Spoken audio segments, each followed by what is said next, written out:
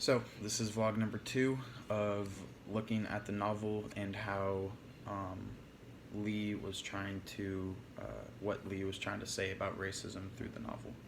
Um, so, I did a little bit of research and found that Lee wrote the novel with her own background in mind. So, Lee's father was actually a liberal Alabama lawyer. Um, so, as she grew up, she looked up to him, and he often defended African Americans, even though there was much prejudice in the South.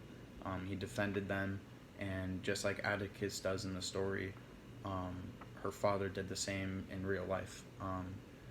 So, with Lee choosing to have Scout as an now older, narrating the book, um, I feel what Lee is trying to say here is to look at racism through an eye of innocence, to look at the world through an eye of innocence. I say this because the story takes place in the 1930s, which is like um, the height of racism and prejudice in the South, and Scout grows up in this time as a young kid.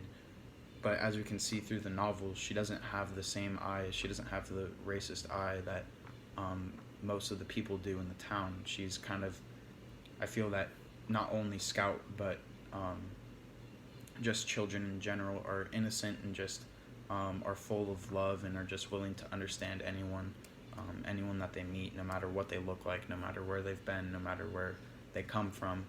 Um, Children just have that innate nature in them to be loving and accepting. I feel that children are then corrupted by society and what society tells them to think and tells them to do, which kind of fuels racism in a way. So the evidence that I have is just Scout being raised by Capernia. Um, so she's raised by her father and an African American nanny of sorts, or a maid, and she takes her advice constantly. She looks up to her, and she sees her as nothing less than a person in her life that she sees everyone else as. She doesn't look down upon her because she's black. She doesn't not take her advice because she's black. Rather, she listens with open ears and just has that innocence towards her of just acceptance and of loving. Now, I feel like what Lee is trying to say here is that if we all open up our minds and kind of look at things through love and through acceptance, that without the preconceived notions of what they look like or acting upon those, rather understanding and knowing the person first, that we'll be able to listen, that we'll be able to, in society, we'll be able to live together, and racism would be a thing of the past. Now, people aren't able to do this, and it's obvious in To Kill a Mockingbird people aren't able to do this, as Macomb County is, littered with people that look down upon blacks and persecute blacks and don't give them the same rights as they have, all because of what they look like. And Scout, being a young child, just wanting to go outside and play, doesn't have any of these feelings towards African Americans. Now, being raised by Atticus helps a lot. Atticus, who defends African Americans in the judicial side, helps to raise her with more of an open heart and open understanding. Now, if she was raised by a racist white man, then obviously she wouldn't have the same open heart. She wouldn't have the same understanding that she does as she's growing up.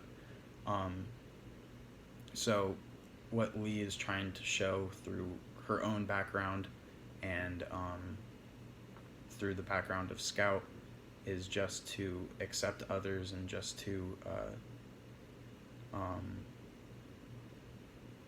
not be racist or not have these feelings towards someone.